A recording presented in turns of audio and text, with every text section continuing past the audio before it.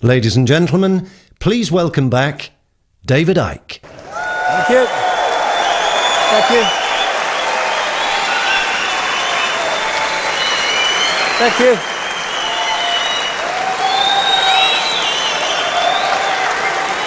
Thank you. Thank you. Thank you. Thank you. Thank you.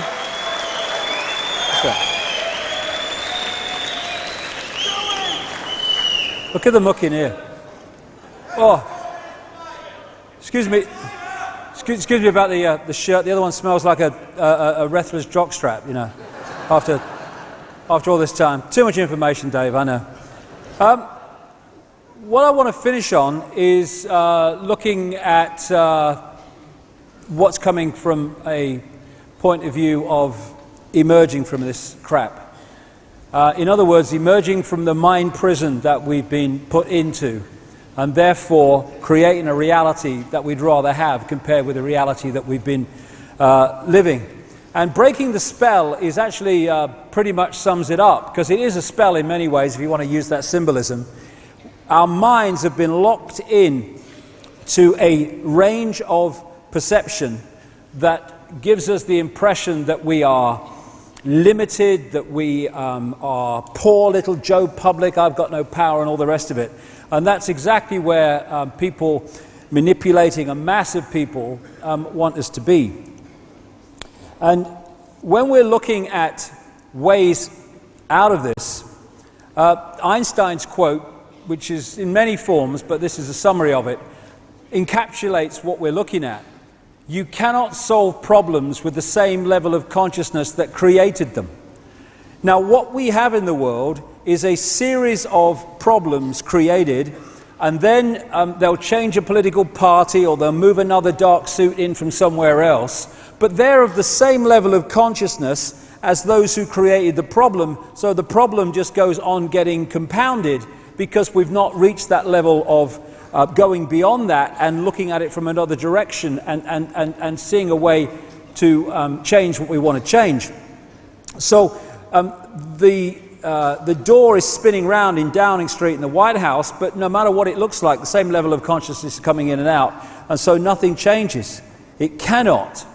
And that consciousness is from the consciousness of division, of seeing everything as a partness and all the rest of it, which is the consciousness that's been in power and has been manipulated among humanity to have and to manifest reality from that perspective, into a oneness that understands that we're all one consciousness, we're all one energy, all one mind, and therefore all these divisions between us through which we're divided and ruled are just illusions. You know, if someone got a baseball bat and started smacking themselves round the head with it, we would call that crazy, madness, insane. But that's what we're doing with the conflict in Palestine, in Iraq, in Second World War.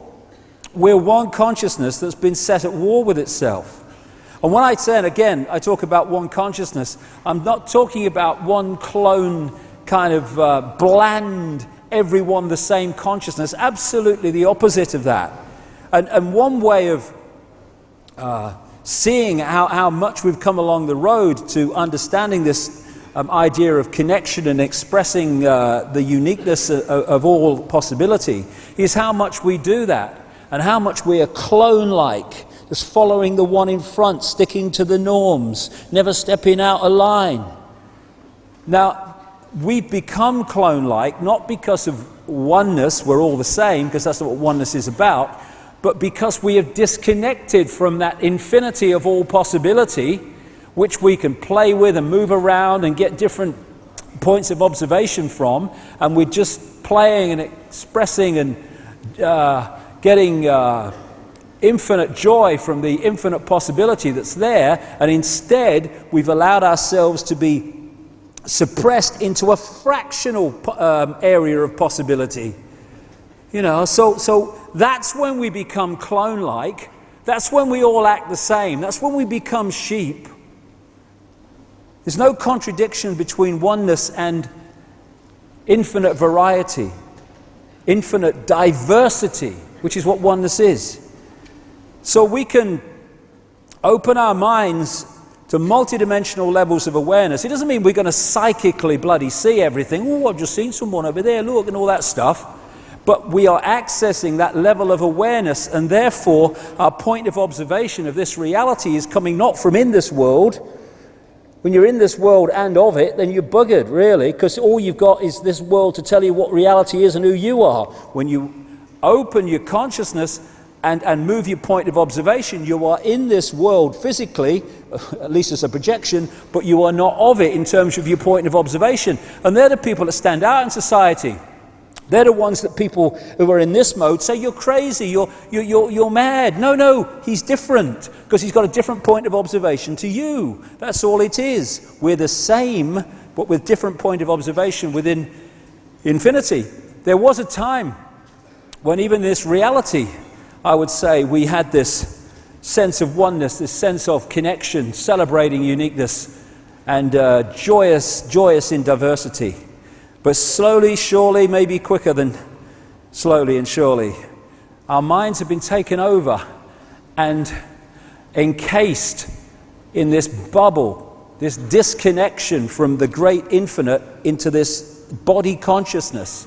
And of course, when people come into this world now as what we call babies, and their consciousness enters this world, immediately the programming starts. Often it's parents programming children into the norms. Oh, you can't do that. What will the neighbours say? Oh, you can't do that. I want you to work in a bank. You've disappointed me. You want to go and walk in India. Well, be disappointed then. Sod off. You go and work in the bank. I'm off to India, mate.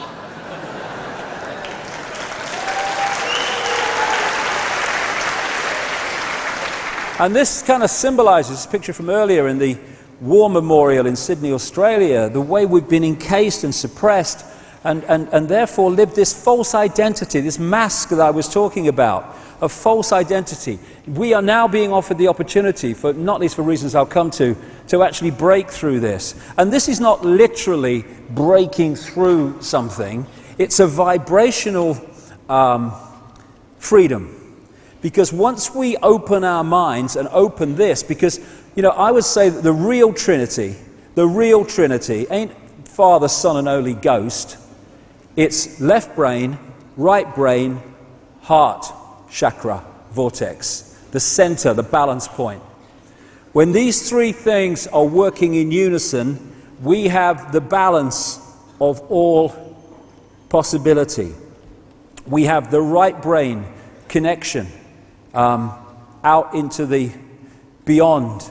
We have the access of creativity, of seeing a different spin on life, of uniqueness, of all these things. The left brain, which is here for a reason, decodes this stuff and brings it down into a structural level that we can deal with within this reality. And this is the balance point between the two, which takes us way, way out there into realms of understanding beyond words, beyond anything that we can understand through this level. And those three things working together, decoding reality, bring balance. This would never allow this, to get involved in the stuff that we've been talking about, in control, in abuse, in war, in conflict. It wouldn't go there. If this is going to be used to function within this reality, it is on this and this terms, not on this term, on the terms of this isolated left brain consciousness that is isolated from the rest of existence, working in its own sub-world of structure and competition and all the rest of it. When these three things are working together, then we can decode reality in a way that the left brain alone could never even think about doing. And when we start to do that, when we start to open our minds, and all these phrases we use that absolutely encapsulate what we're talking about, when we open our minds and start to access and decode a much wider range of frequencies, suddenly the reality that we create, the way we see this reality and perceive it of what it is, just expands into a level of understanding that is just beyond anything we could imagine before when we're here, thinking everything's real and solid and apart and divided. And that's when the box goes on. The difference between the two is fantastic in terms of our perception of reality, and we are now in a process where this is taking place, where this box is coming off. More and more people, and the true nature of who we are is starting to be understood and expressed.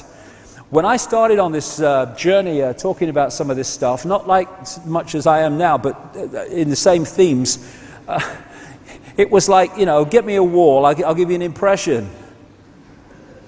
No one wanted to know. It was crazy and all the rest of it. But over this last 20 years, I've almost been a barometer of it. I have seen this incredible change where more and more people are expanding their consciousness and going, whoa, I can see it now.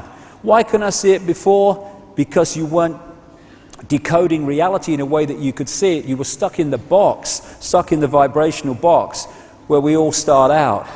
And talking of boxes, these entities, this force that seeks to control us, is not an all-knowing, all-powerful, all-wise force. It is able to control us only by putting us in a smaller box than it is in. That's only the way it can do it.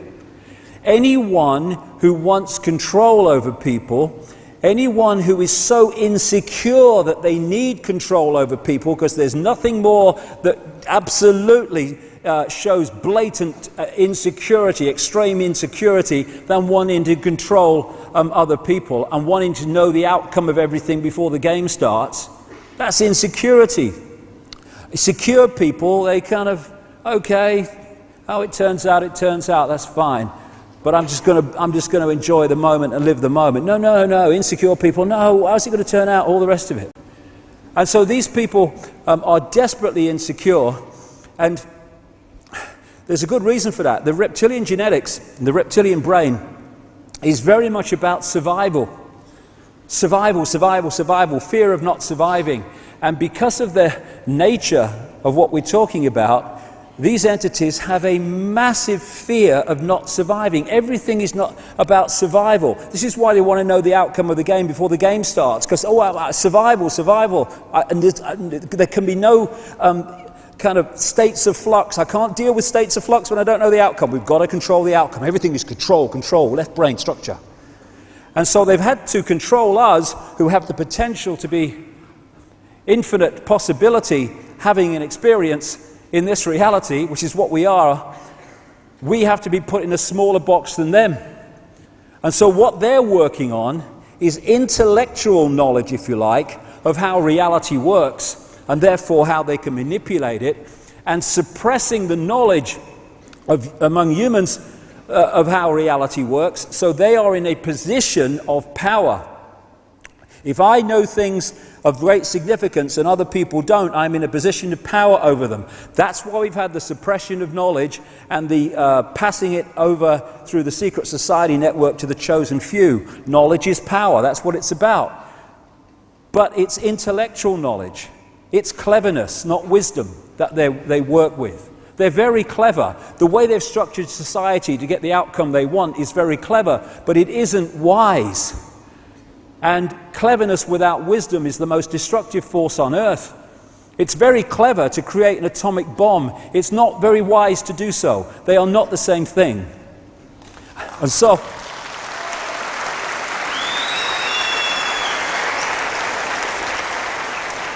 we're not dealing with an all-powerful force here.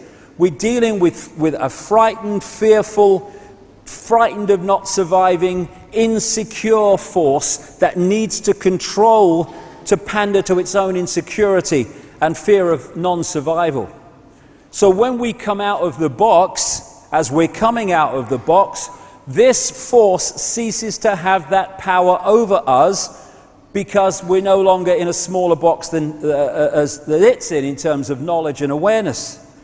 And I always use this analogy of the ball on top of the water, on top of the tank. You know, when you go through all these different levels of how we are attacked mentally, emotionally, and physically to suppress us and to hold us in the box, in the bubble, that tells us something about us. People don't realize. Oh, it's negative that no, it's not negative. It's extremely positive if you want to use those terms. Because it's telling us who we really are. The level of suppression on multi-levels, in multi-ways, that they've had to go to and continue to go to hold us in servitude shows the potential of genius and magnificence that we really are. And that's our natural state, is multidimensional connection. We are in an unnatural state. We've been manipulated into it, one of disconnection, of awareness of that. And if you take the analogy of the ball, if you push a ball, or you want to put a ball in an unnatural state, i.e. on the bottom of a tank instead of at the top, its natural state, then you have to push it down and you have to hold it there. You have to hold it there because once you let go, boom, natural state. And so what they're doing is throwing all this stuff at us to symbolically hold us at the bottom of the tank in an unnatural state. What we think are norms and the way life is and the way humans are is actually anything but the norm. It's the way we've been suppressed into. It's not our true natural state, which is multidimensional connection in this world, experience it but not of it, and awareness of being not of it while we're experiencing it. That's our natural state. And we're now getting the opportunity as this information comes to light, and for other reasons I'll come to in a second or so, or a minute or so, that we just need to open that telescope, to open ourselves to a greater level of awareness and allow it to come in. You know, people say, when's the cavalry coming? Well, you know, the cavalry ain't coming because it's already here. It's in the space that we are occupying, in the space that we are experiencing now, are all those levels of consciousness which, when connected with, will bring us to a state of awareness and potential for creativity that we would think was beyond belief at the moment. It's there. And it's not the cavalry has to come to us, it's we need to go to the cavalry, because what it is, it's always there. We just need to open our minds so we can connect with its level of vibration. The idea of this crowd is to lower our vibration at the body consciousness level so that there is a disconnection vibrationally with higher states of consciousness. Because when you look at fear, and its sub-parts like stress and guilt and all the rest of it, all this stuff they leave behind when they go into a near-body state or a right brain state, left brain shut down like Jill Bolte Taylor. When you rid yourself of those emotions, you start to realize, as these people have, the nature of who we are. But what we're looking at the moment, this time, is the opportunity to expand our consciousness so that we vibrationally connect with the cavalry, the level of consciousness, the level of awareness, the point of observation that is just there waiting for us to connect with it. So when you're in a state of fear, and all these other sub-emotions that I talk about of fear, they are low vibrational emotions. What we talk about when we're in those states, God, I feel so heavy today. Oh, I feel so dense. Yes, because the energy field, your energy field, slows down vibrationally when we get in those states, and there is a disconnection from higher states of awareness. To do with vibrations, it's to do with frequency connections and all the rest of it. So it's up to us to open ourselves to these levels of consciousness, and not for those levels of consciousness to come down here to where the state we're in. Why? Because they can't. Because of the level of consciousness they're at, they're vibrating to a certain frequency, and if we're down here, never the twain shall meet. We need to go and connect with it. And it's when you open your mind and your consciousness and you start to make those connections, that's when suddenly you think, why didn't I see it before? I can see it now. We're in control of this, not some bloody entities shape-shifting themselves around the sodding world. We're in control. That's the great secret they don't want us to know.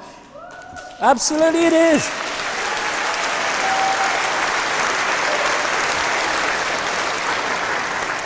So this is the level at which the change will take place. And when that takes place, our awareness changes, our level of consciousness changes. This changes because this is a projection of our level of consciousness. The projection, if we start looking out there, then we're in trouble. It's in here. It's when we do that we start getting out of the box. It's a vibrational escape and a vibrational getaway car caused by us changing and opening to a higher level of consciousness.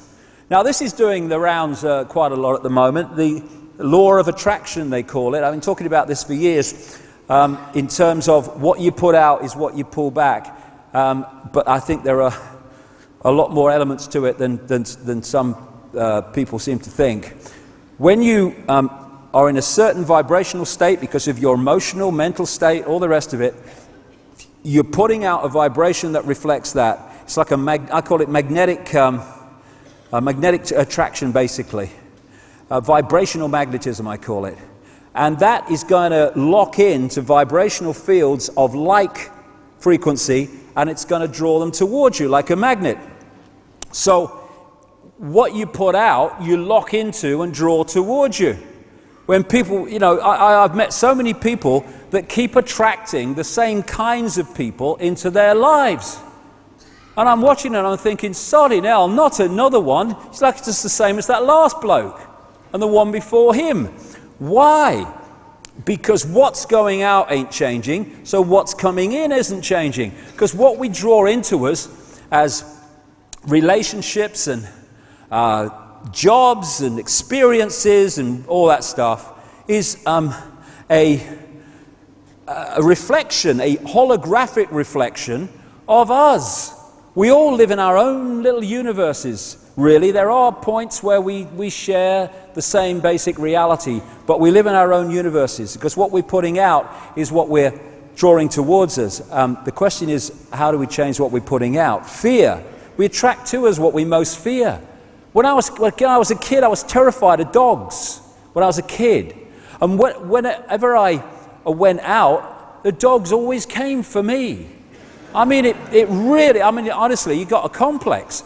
I lived on a council estate in Leicester, and it's full of houses now, this place, but there was a green in the centre of it. And as I walked across, I used to get the bus. It was only one stop. I used to get the bus in the end to avoid going across this green, because I went across this green, the dogs came out for me. Row, row, row. My mates left them alone. And we go, hey, bloody hell, why am I so unlucky? Why me? I'm frightened of dogs and they come for me. You're not frightened, they're going near you.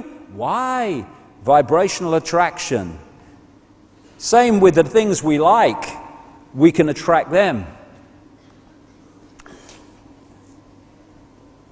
Relationships. Relationships are a vibrational attraction. We draw them in. When we sync with people, we sync with them energetically, you have a relationship. Then for whatever reason, someone might change and their energetic field changes, their magnetism changes or whatever, their vibrational field changes, and suddenly it's not syncing with that person anymore. In the holographic play-out world, we say that relationship has broken down and they've parted. Well, they've parted vibrationally. And sometimes, that's good because you get things from each other and you learn from each other, and then, hey, it's time to move on and have other experiences. But it's the vibrational connection that draws them in. It's the same with jobs. It's the same with luck. Luck. Why are some people lucky and why are some people unlucky? Because what they're putting out is what they're drawing towards them. I watch in sport and football and stuff, and sports people. These people that they get so close to winning, but they never quite can win. It's almost like they're frightened of winning. When I observe some of this stuff psychologically, it's almost as if they can't believe that it's possible for them to win. Oh no, that happens to other people. It doesn't happen to me.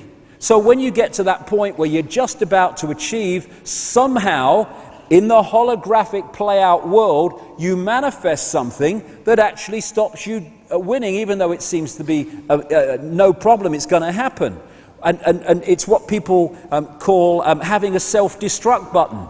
Just when you're about to achieve something, where's the button? Boom! Oh, something's happened, and it doesn't achieve what is obviously going to happen. It's because of the energy we're putting out, which is a reflection of our mental and emotional state. And one real big energetic magnetic attraction of reality is intent, I've found. Intent. An intent, this is what I'm going to achieve. This is what I'm going to do. This is what I want to do. This is what I will do. When that intent goes out, it goes out as a vibrational field, and it draws back towards us all that we need to achieve that intent every time. The thing is, at this point, it breaks down with so many people because what they need to experience to achieve the intent they say they want is not something they'd like to experience. So I'll bugger that for a game of soldiers. I'm not having that. I don't want it that badly. And when we start to transform, things start to change in our energy field. When that happens, things that we were drawing towards us in the old energetic state are not making a vibrational synchronization anymore. And so in the holographic play-out world, relationships break down, or you lose your job, or you move home, or something happens. Your life changes in the play-out world of the projected holographic reality because what's projecting it has changed. And so when we put out an intent, this is what I want to do. I want to expand my mind. I want to open my mind. I want to connect the true magnitude of who I am.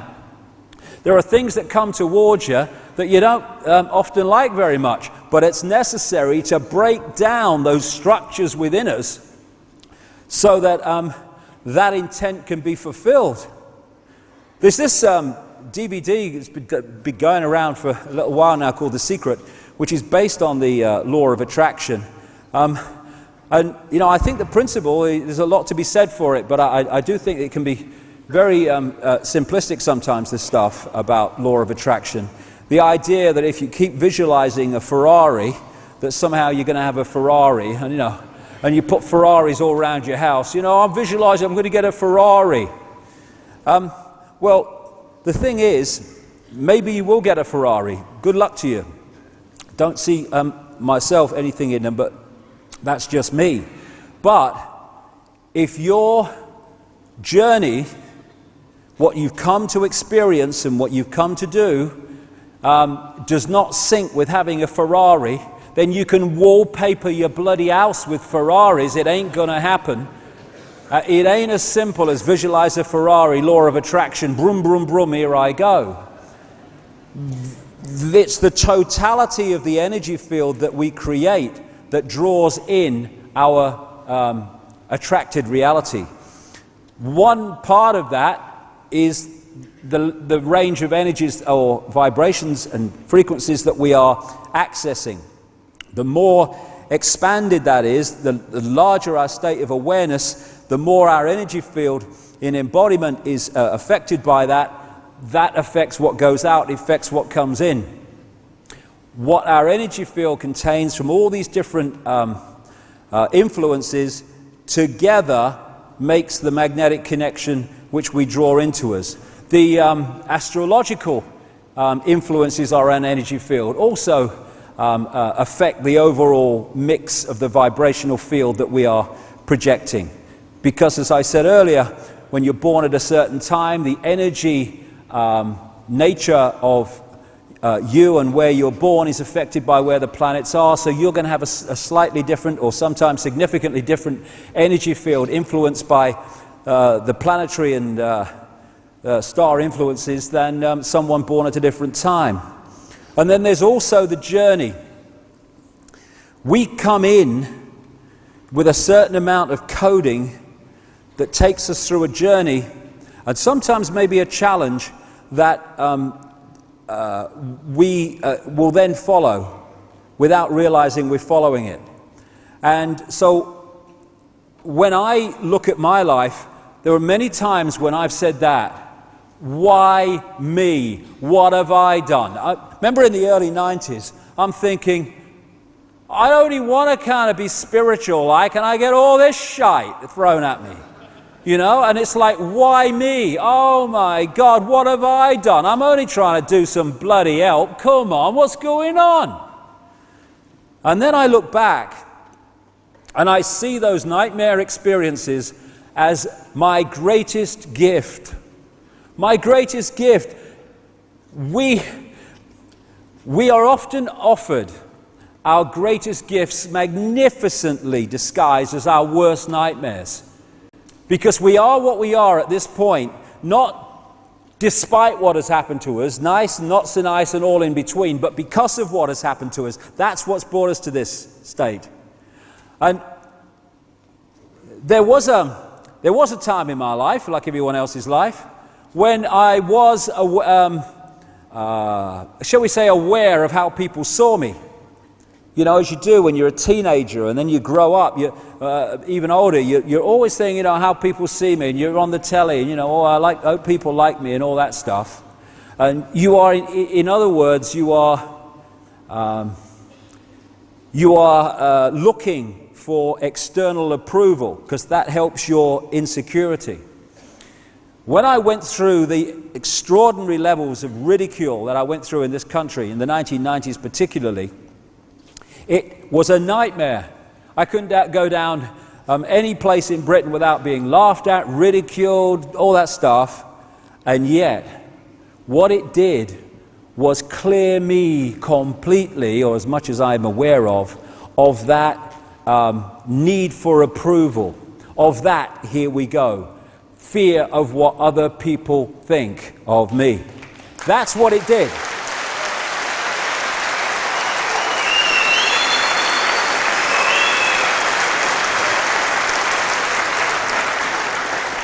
So many of the why me's, we really ought to ask. Why me? Why does it all happen to me? Great question. Why does it always happen to you? Because it's here that the power is.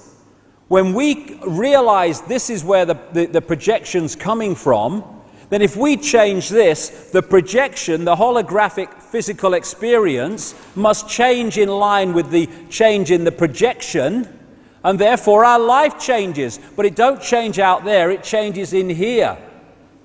And my experience of life now allows me to continue to take ridicule and abuse and all that stuff, but I don't give a damn anymore. I don't give a damn. It's changed my reality.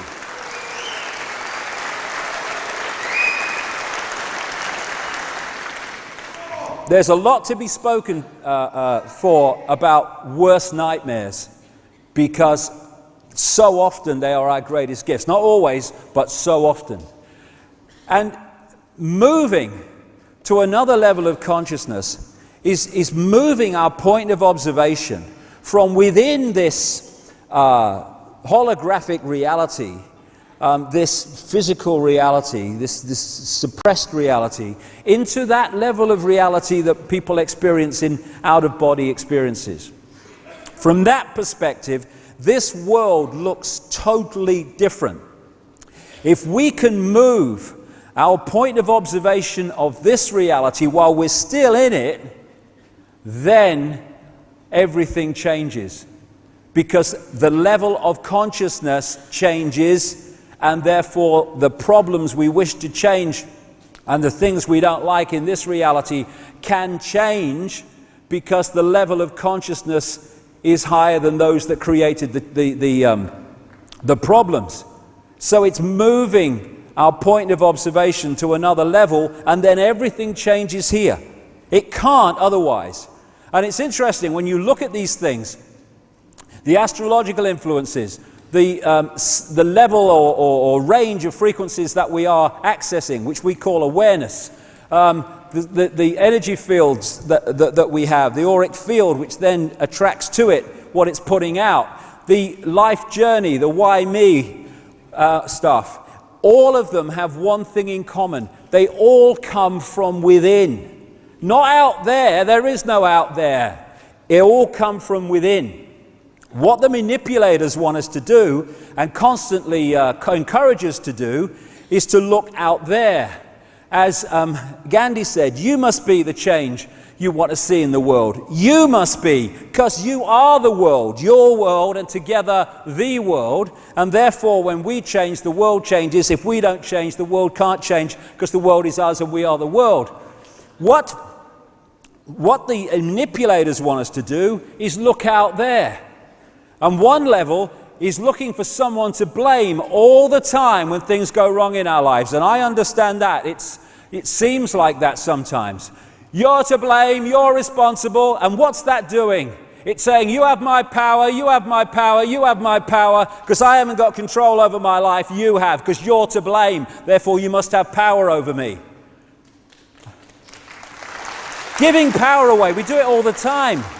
When we go, hold on a second, how have I created this situation, how can I uncreate it? Now, where's the power gone? Thank you, I'll have it back. You're not to blame. I'm not even to blame. But I'm just using my knowledge now to change the reality I don't like, because I have the power, because I'm creating it. Therefore, you don't have power over my life. I have power over my life. Thank you very much. Completely different point of observation. Now I'll change my life, because you're not in control of it. I am. Luck. Luck. Luck. Oh, I'm so unlucky. Why? Put it out. Bring it back. You know, I've observed so many people, bloody hell, I've observed me bloody self through my life.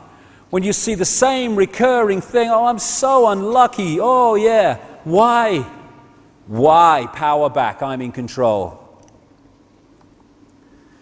So, when we look out there, and this is what we're encouraged to do, it's like looking at a movie screen, because you don't like the movie, i.e. your experienced reality, and starting to shout at the computer screen or at the movie screen.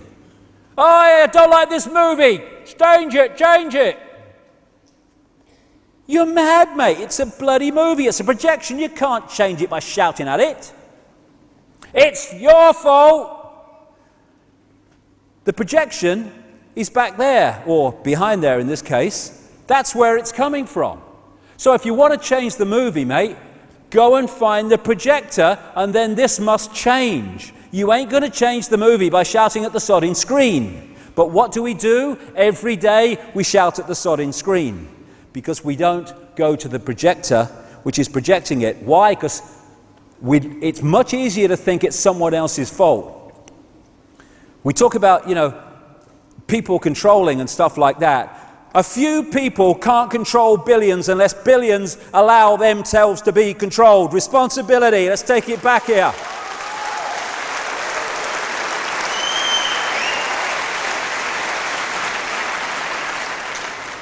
We're holograms, projection. This whole world's a projection. It's us that is projecting it. It's a situation I call combing the mirror.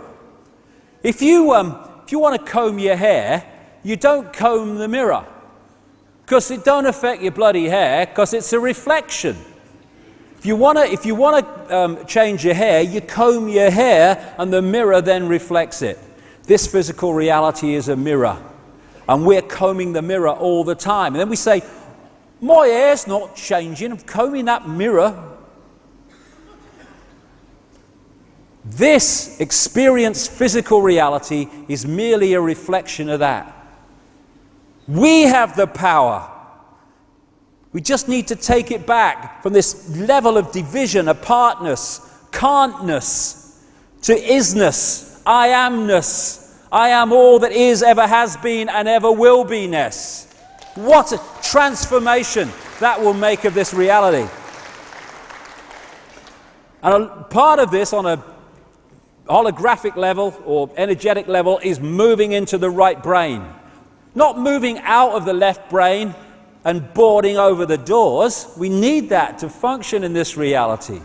But having this serve the higher reality instead of being the governor, dictating reality.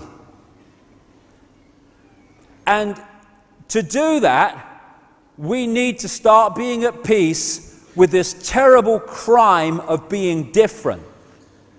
If you don't want to be different, or you're not happy with expressing yourself as a unique expression of all that is, a unique point of observation within the infinite mind, then stay out of the right brain. And don't even think about transformation, because that part of us that wants not to express that uniqueness lives in there. That doesn't want uniqueness, it wants structure, conformity, rules. I like rules, I do, I love them. This wants to express uniqueness. This is me, I am free. I am a different expression of all that is, so are you, pleased to meet you. What do we say? Who are you? Oh, I'm a coal miner. Oh, I'm a journalist. Oh, I'm a 70-year-old person from Essex. No, that's what you're experiencing. Wouldn't it be great? Hello, nice to meet you. Who are you? I'm all that is, having an experience. Oh, so am I. Nice to meet you. Nice to meet you. How you doing? All right.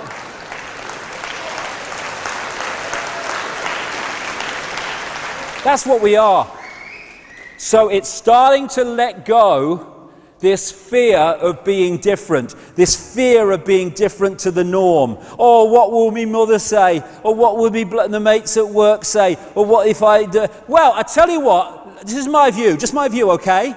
If they, mother, father, family, people at work, blokes down the pub, can't respect your right to express the full magnitude of who you are, Sodom, mate. What's Sodom?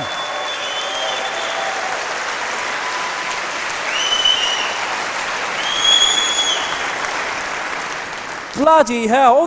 My friends, they try to make me conform. They're ever so good. Oh, really? And all this is blood's thicker than water. No! No! Their families and parents and children and all that stuff, they can have great connections and have a wonderful relationship. But just because they're parents and children and sisters and brothers doesn't mean they necessarily do that. What we call brothers and sisters and all this stuff, they're holographic projections. That's what they are on this level. We are consciousness. They are consciousness. We're all one consciousness. It doesn't mean that one consciousness is more special or in relationship to another one, and so we have to conform to that one thinks because they're our parents. Sod that. Respect me, respect you. Everyone's a winner. Tell me to live the life you want me to lead on your bike, darling. This is what it takes to move out of suppression into freedom. And you're not kind of being horrible about it and saying, oh, horrible and that business. You're saying, if you can't respect my right to be who I am, then you're just going to have to move aside, because I am going to be who I am, whether you like it or not. You can respect it or you cannot respect it, support it or not respect it, but it's happening, because this is me. And it's amazing when you actually take these situations on, how other people around you actually do start to come towards you and say, okay, I'll see it. And if they don't, well, they don't, fair enough. I'll see you on another dimension, we'll talk about it. No problem. We'll have one of them vibrational beers. Free your mind. Free your mind. I found this. I only found this morning. I only put these things together finally this morning. Funny enough, I'll just keep getting ideas in my head. And I found this one. Stop making excuses. That's absolutely a brilliant point.